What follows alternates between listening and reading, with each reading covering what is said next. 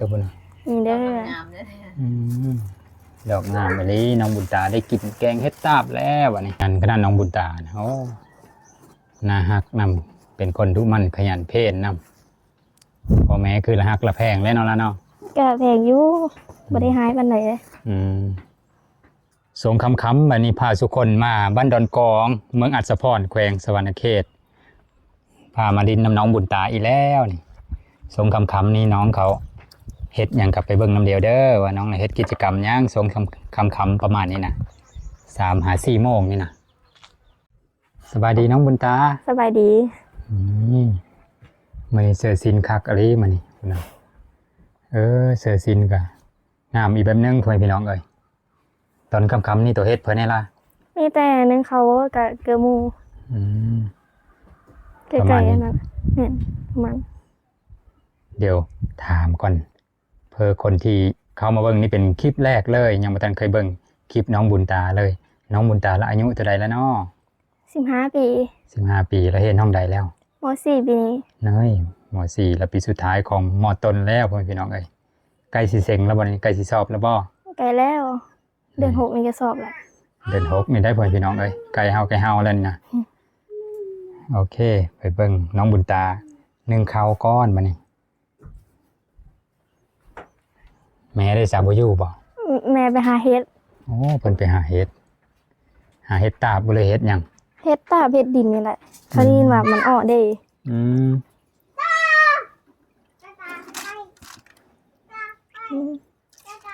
อืม นี่เสิร์ฟเข้าเสิร์ฟโหดเสิร์ฟโมยก่อน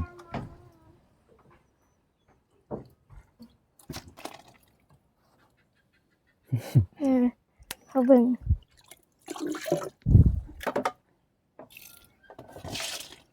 แต่ละมื้อก็เฮ็ดอันนี้นะเนาะกิจวัตรประจำวัน แม่ นะ นมีแต่นึงเขากับหมูล้างถ้วยแต่ว่าถ้วยเฮาล้างแหละมื้อนี้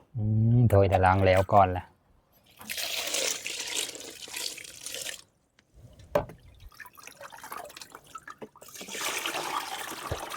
ไป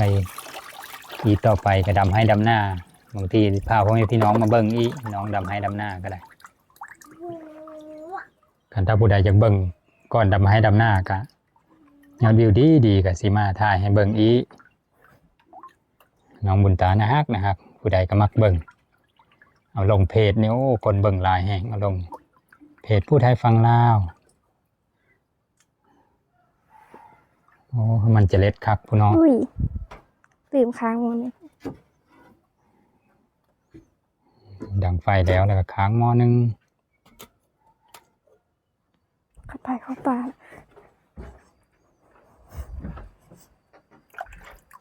เงียบเลยบ้านตัวนั้นเนาะ แม่นพระเจ้าไปให้ไปหนามืด นี่ยำให้ยำหน้าละเงียบอันนี้พ่อแม่พี่น้องเอ้ย แม่นเลย เขาไปให้ไปหน้าคำผู้ใดเขาเฮามาแต่บ้านผู้ใดยังกระทึกอีเนาะ แม่น ยังเสียงจวกอี เขาเป็นให้ไปหนาเด้เขาตะกาทั้งนั้น เขาพอตะกาพ่อแม่พี่น้องเอ้ยสงนี่สงตกกาสงหวานกาพอดี น้องบุญตาละอยู่กับหลาน2 คนเท่านี้โลด แม่น พอก็ไปให้บ่ ไปให้ เราก็ไปทำงานอยู่ไทยน้องฝนน้องน้ำฝนก็ไปทำงานอยู่ไทยแล้วเราก็ได้ยังบ่มาอยู่โอ้ได้จกข้าวเย็นซะอีกข้าวเย็นเลอลายลิสละเนาะแต่ละมื้อก็แบบนี้เลอลายแบบนี้บ่ กับบัวลายแหละอันนี้แหละน้อย มื้อนี้ถือว่าน้อย ปกติอ้ายมานอนบ้านเด้เดือลายเด้เขามาเข้าลาย อืม นี่เราไปนอนให้ ปกติอายตัวละนอนหน้าตลอดบ่ บ่ห้ากับสินอนมื้อนี้แหละ อืม สุรายกับไปการพูด ทั้งหมดกินจักคนวะ1ซำนี้นะ มื้อนี้นะ4 คนทางร้าน 5 คนคันอ้ายมา เราเอาหลานอยู่เฮิรนมึงบ่ไปโรงเรียนก็ได้คันมึงไปโรงเรียน หลานอยู่กับผู้ใดสั่ง อยู่กับแม่บ่ซั่นกับพ่อเราเอาไปนานํ อืมมีหลานน้อยผู้หนึงลงไปพูดแล้วบุลงไปหาดินอยู่ตารางพุ่นนะเหยาะหมาเราก็ได้บุใครอยุ่มีมาละเล็กน้อยเราบ่เหงาพ่อแม่พี่น้องเอ้ยฝรั่งเขาละมักเลี้ยงมาให้ลูกแต่ได้ เพิ่นว่าเด็กน้อยดินมาเนี่ยฉลาดว่าซั่นอารมณ์ดีเด้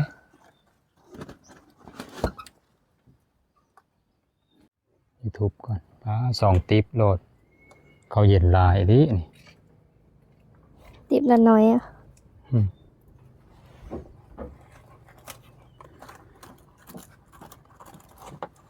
น้องผู้นี้ล่ะคันท้าเอาคลิปสั้นลงเพจแหละยังวิวดีพ่อแม่พี่น้องเอ้ยเมิดบัดนี้2 ติ๊บ แล้ว ก็เรากินข้าวแรงกับเพื่อลาแมลง กินกับพ่อแม่แล้วก็หลาน ได้หยังกินจ้ะ ยังบ่ฮู้เลย บางทีปัญหาเฮ็ดได้ก็ได้กินแกงเฮ็ดเนาะ แม่น แต่ละมื้อส่วนหลายลักๆเลยสลากินหยังจ้ะได้ มีแต่ ได้ แกงหน่อไม้บ่ซั่นก็ต้มแล้วก็มีปลาเท่านั้นแหละบางทีแม่ซื้อซีนหมูมาแต่ตลาด อ๋อ บางทีก็ได้ซีนหมูมา แม่น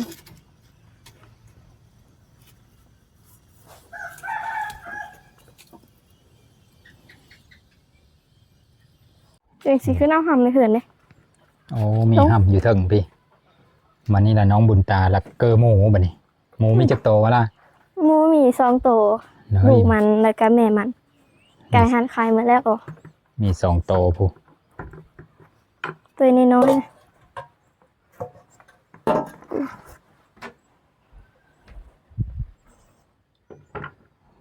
เกอห้ำไม่ได้เกอเข้าเนาะ แม่น บางคนละเอาเข้าผสมกับห้ำบางคนก็เอาต้นโกยนะก็เอิญพะโยโกยบ่ โอ้โหบ่เคยเอา มีแต่เอาบอน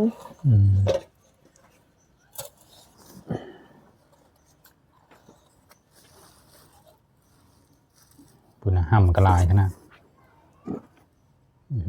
ห้ำ เอาอายมาตาดเด้ ปุ่นนะอันอยู่ในเป่านี่ไปเลยจ้ะ ห้ามคือกัน เป็นกระถางใหญ่เลยขยันขนาดน้องบุญตานะโอ้น่าฮักนำเป็นคนทุมันขยันเพศนำพ่อแม่คือละฮักละแพงแล้วเนาะละเนาะ ก็แพงอยู่บ่ได้หายปานใดเลย เอาน้ำโมเชยบัดน เอาต้นเธอน้ำหมูเด้มันจึงแบบแม่ยังกระแสบกันนะ โอ้มันแซ่บมันมาเจอน้ำโมนี่มันบ่อยากกินปานใดบ่ แม่นเคยน้ำผ่ามันสีแบบบ่กินปานใด คำว่าน้ำโมเนี่ยคือน้ำแบบใดวะบาง ก็ ที คือ เขาบอกรู้จัก น้ำข้าว น้ำ ห เฮา มานแหละ น้ำข้าวมาปีที่แล้วก็เคยเลี้ยงบ่หมูนะ มันแรงคู่ปี3ปีเนี่ยแหละ อ๋อ คือ มันใหญ่ๆแล้วก็ขายเนี่ยนั้นบ่ แม่น ขายพอได้เงินไปโรงเรียนเนาะ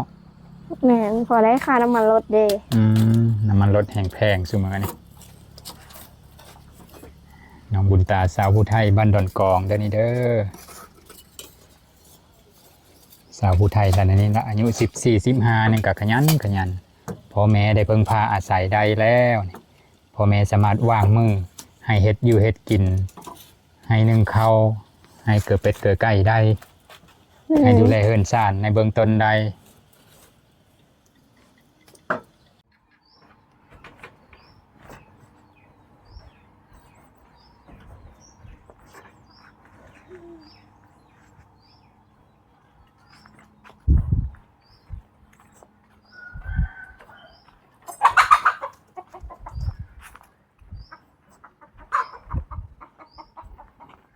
โอ้อยู่ห้องน้ำพูนเนาะ แม่นงูอยู่ทางนี้เด้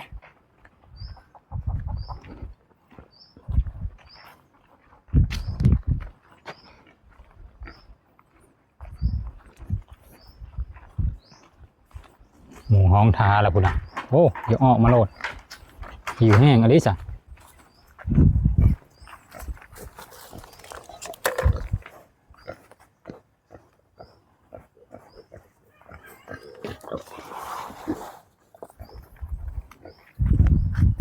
มันกับลูก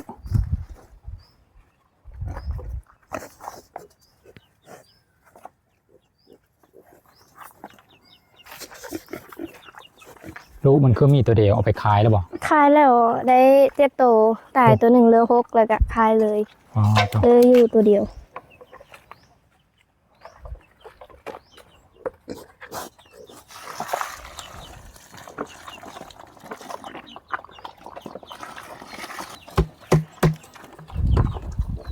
ขายบักลายหนึ่งขายจากโตบุ ขายอยู่5โตว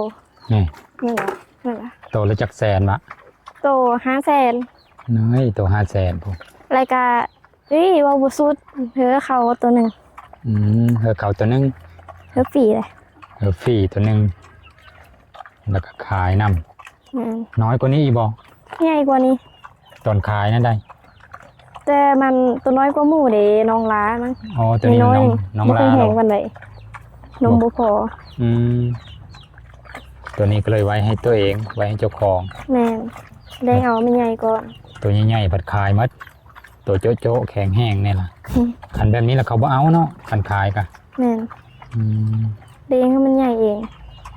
ใหญ่เองจะได้เอาไปขายต่ออีกสถานที่บนมันอยู่กันนี่อันถ้าฝนตกก็มันเฮามันอยู่เฮิรนน้อยนี่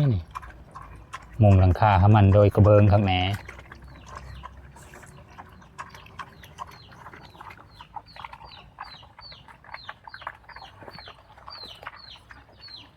เฮ็ดแต่ละมื้อนะขัดมาเทาะเฮามันแล้วก็ต้องเฝ้าบริวัติมื้อเลย แม่นบางมื้อก็เขาบางมื้อก็บ่เขาเพราะว่าคันบ่เขาไก่สิกิน นี่ไก่ญาติ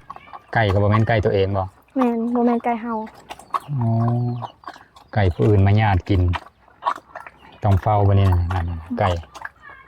ก่มันก็หิวไก่ผู้อื่นผู้เดาะก็เลยมีเฮอกินน้ำบางทีมากินน้ำก็มีนะ มาเฮาบ่ได้มันบ่เคยเฮาอ่ะมันสีหมูสิกัดเด้ ยันหมูกัดบัดไก่พัดมันกระดองพื้นๆหมูกัดมันกระดองนี้เซ่ บ่หมูสิบ่กัดไก่มันคือกัน อะไร เป็นหมูกันบ่ คือแม่นแล้วมันมากินนำกันผู้มือมันก็บ่ให้ ตื้อกันแท้ไก่นี่เนาะ แม่น น้องบุญตาก็เลยต้องเฝ้าแบบนี้ล่ะนี่บ่เฝ้ากับไก่แล้วเพิ่นให้กินน้ำเราได้หมูก็ได้ใจดีนะกับไก่กลับมานี่บ่ได้จะกัดมาแข็งขาดแล้วได้มากันมาเฮาได้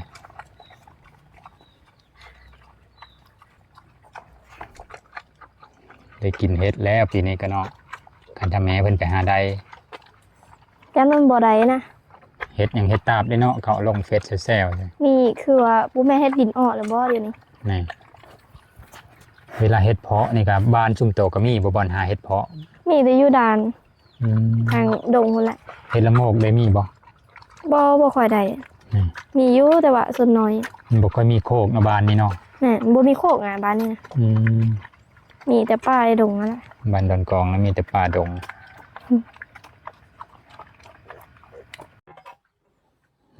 นี่แล้วบัดนี้ แม่น หมดละหมูหาห หม มู ดแล้ว นะเมื่อได้บัดนี้บ่ แม่นไม่ได้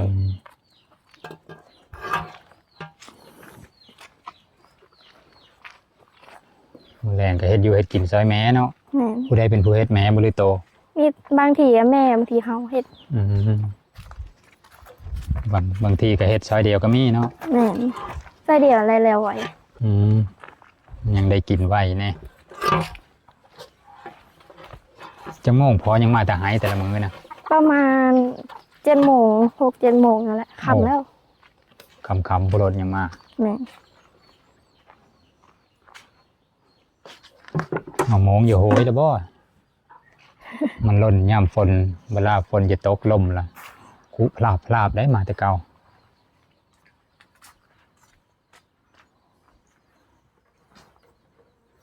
สาวมอสี่สาวมอต้นแล้วนี่เด้อสิจบมอต้นสิได้วุฒิแล้ว เดินหน้านี่กะ เราก็เซ็งแล้วกลับมาเสือจนไฟจะมอดล่ะ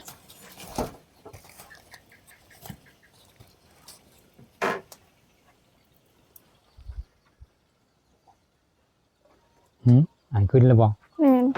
ไหวจะดีสนอง ขนาดเฮาบ่ได้เฝ้าบ่ได้ดังไฟเฮาตลอดแน่เนาะยังสุกไวต้องเผาหนังเฝ้าแบบนี้ตลอดแหละสุกไวดังไฟเฮาตลอดเลยอันนี้เราไปเดี๋ยวไปเกอหมูอยู่พูนอยู่ใกล้ห้องน้ำพูนนะโอ้แม่เป็นไปหาเห็ดตาบมาได้หลายเติมนะ ตาบนี่นะ ไปหาอยู่ไซนาคือได้หลายซ้ำนะ นี่ดอกกระถินเนี่ยนะงามๆเลยนี่ คุณนะมาเด้อฝนเด้อมากินแกงเห็ดตาบน้ำแม่ตัวเด้อ ดอกงามๆถึง ดอ ว่าก งามๆเลยนะ ในถุงหนึ่งกันขายนี่ได้50,000หรือบ่กว่าบ่ โอ้ยจากแรกบ้านจุดชาวพันบ้านเคยขาย อยู่พุ้นใช่ปะอยู่ก็ขายตามทางนั่นนะ50,000เนี่ยยังขึ้นแล้วขึ้นอีกได้อัน ว้า แม่ค้าเขานะ เนาะ มันนักเติมนี่นะ ยันแพงกว่าหันอีละบ่เพราะว่าบัตรเขาแพร่เสื้อใบไปแล้ววะเสื้อใบตองกรุงบ่ใบตองเล่งบ่นี่มันคือลายจะได้นี่ได้โอ้ได้กินแกงเห็ดตาบแล้วเพิ่นนี่แมลงนี่นะเป็นกระจูมอยู่ก็มีว้าใหญ่ปานนั้นบ่บุญตา แม่น แต่พุ่นน่ะ ขึ้นเบิ่งดูพุดไอ้ตับใหญ่แล้วพุด แต่พุ่นน่ะ นี่เด้อ งามเลย ดอกงามไปเลยน้องบุญตาได้กินแกงเห็ดตาบแล้ววะนี่ ตัวนี้อ่ะ นั่นตัวนั้นแห้งงาม แม่น ตอนนี้น้องบุญตาไปล้างไม้กระดามแล้ว ก็เอิ้นไม้พอละ ก็ไม่กระดามอะไร เออ เพราะคือเดี๋ยวเนาะ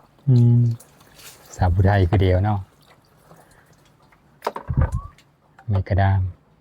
ไม้กระดามสวายเข่า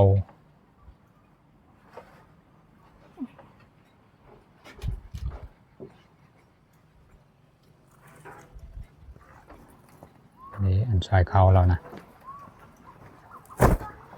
กระสอบปุ๋ย ใส่กระสอบ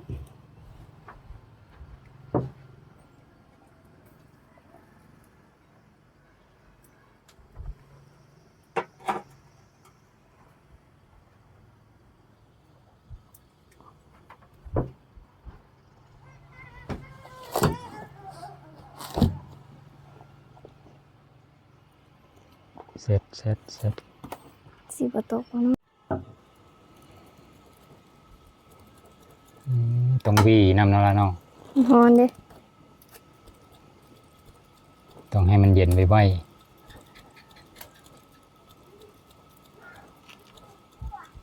คันถ้าเอาเห่าเลย เอาเข้าไปใส่ติ๊บเลยนี่เป็นอะไรวะ มัน ต้อง ก็สีแบบมันฮ้อนหั่นนะมันสีแบบมันเป็นไม่ยังก็คือนะอ๋อ อ๋อ โอ้เป็นคือเดียว มันมีเฮออ้ออยู่หั่นหนำอ้ออยู่หั่น แม่น เข้ากับสีซืด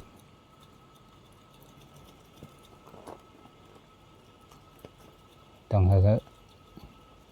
ความร้อนมันลดลงแน่ อย่างยัดเฮาติ๊บ ใช่เลยบ่ได้เฮาก็สิฮ้อนมืออีก พอต้องเอามือได้จับ เอามือโจมเขาติบเข้า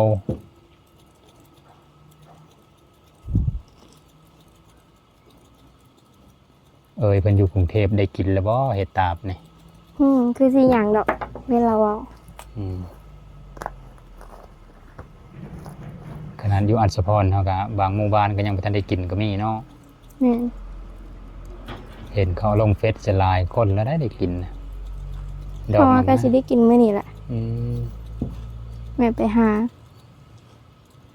เพิ่นไปหาจักชั่วโมงเด้เนาะคือ ป ได้ ระ สำ มา นั ณ นได้ 1 หลาย ชั่วโมงนั่นแหละ ว้าดอกไปน้อยเดียวนึงก็ได้ละ แม่นไกลๆเนี่ย บ่อนเพิ่นไปหาในแคมป์บ้านนี่บ่ นี่เด้บอนคอยนี่นะบอนคอยทางลงเห็นบ่ ห้อยใกล้ๆนี่โลดซั่น แม่นบอนโคนั่นเลยใกล้ๆกับครัวเด้ทางเข้าบ้าน ใกล้กับทางเมอคอยพุ่นทางไปเมืองอัศพรพุ่นน่ะมันมีโคอยู่หั่น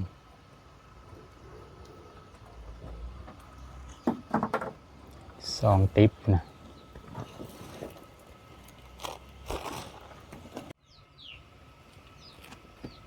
ติ๊บหนึ่งแล้วนี่ติ๊บที่2อัน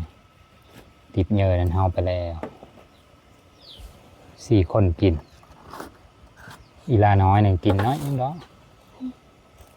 กินมีหลายคือผู้เยอะแล้วปีหนึงก็ได้หลายแต่เวลาเข้าหน้าชุมตัวฮ้อนบ่80กว่าบ่ บางปีก็ฮอด อืม บางปีก็บ่ฮอดแบบอันบ่ดีคือปีนี้ได้70 อืม ตาย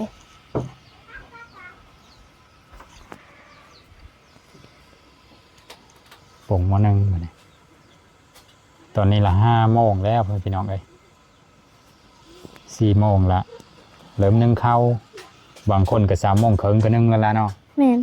แต่ละมื้อตัวหนึงประมาณ4 โมงบ่ 4 โมง 5 โมงนั่นล่ะ อืมฉะนั้นก็เฮ็ดอยู่เฮ็ดกินเราก็ได้นึ่งข้าวแล้วแล้วเฮ็ดกินต่อเพราะว่าหมูก็เกิดแล้วเด้แม่เป็นผู้หามาเฮอแล้วตัวก็เป็นผู้เฮ็ดกินอันนี้บ่ล่ะ แม่นบางมื้อก็แนวนั่นแหละบางมื้อก็เราเฮ็ดเพราะว่า อืม บางเทื่อเราก็เฮ็ดบ่เป็นเด้ บางเมนูเฮาเฮ็ดยังบ่เป็นก็เพิ่นเฮ็ดเนาะ แม่น เฮาก็เบิ่งนำที่เพิ่นเฮ็ดกะ ก็เฮ็ดไปนำซอยไปนำนั่นแห อ๋อ ละเป็นไปนำ เฮาเป็นผู้ซอย เป็นก็เป็นย้อนผู้ซอยนี่เนาะเฮาก็สังเกตการณ์ไปนำ แม่น อืมล้างคักเท่าไดเพราะว่าข้าวเหนียวติดมือเด้ บัดตอนกินก็ติดอีเพราะว่าเอามือเด้ซุมเฮานะเห็นแต่ตอนไปทำงานนะเนาะฝั่งไทยแล้วเขาเอาโบ่งตักเอาข้าวเหนียวก็ ตักได้เท่าไหร่เนาะ หึ ปกติตักแต่ข้าวเจ้า อืม ข้าวเหนียวตักได้บ่ ข้าวเหนียวเพิ่นตักก็มีได้ นั่นเนาะ ยันมันติดมือเพิ่นเขียวทุ้มๆอยู่เฮินน้องบุญตาก็ได้นี่บริเวณเฮินเบิ่งในฟืนน่ะเต็มอยู่ผู้เลอหามันน่ะล่ะ พ่อหาแก่มา เออจนเต็มตารางเลยเอามาแต่หายพุ่นน่ะ แม่น คือให้เด้ บาฤดูฝนนี่ละมันหายากเลยล่ะเนาะ แม่น ฟืนแล้วต้องหาไว้แต่ตอนฝนบ่ทันตกหลายนี่ ตอนนี้ก็พาพ่อแม่พี่น้องมาเบิ่งวิถีชีวิตของน้องบุญตาอยู่บ้านดอนกองเมืองอัศพรแขวงสวรรณเขต เอาเป็นว่าประมาณนี้ละค่ะถ้ายอดวิวดีๆอีกก็ค่อยกะ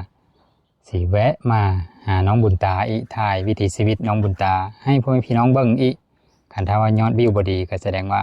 FC ก็บ่อยากเบิ่งปานใดเอาเป็นว่าประมาณนี้แล้วล่ะเอ้ยเดี๋ยวคลิปหน้าพอได้ใบเฮาก็ได้โอเค โดย บาย บาย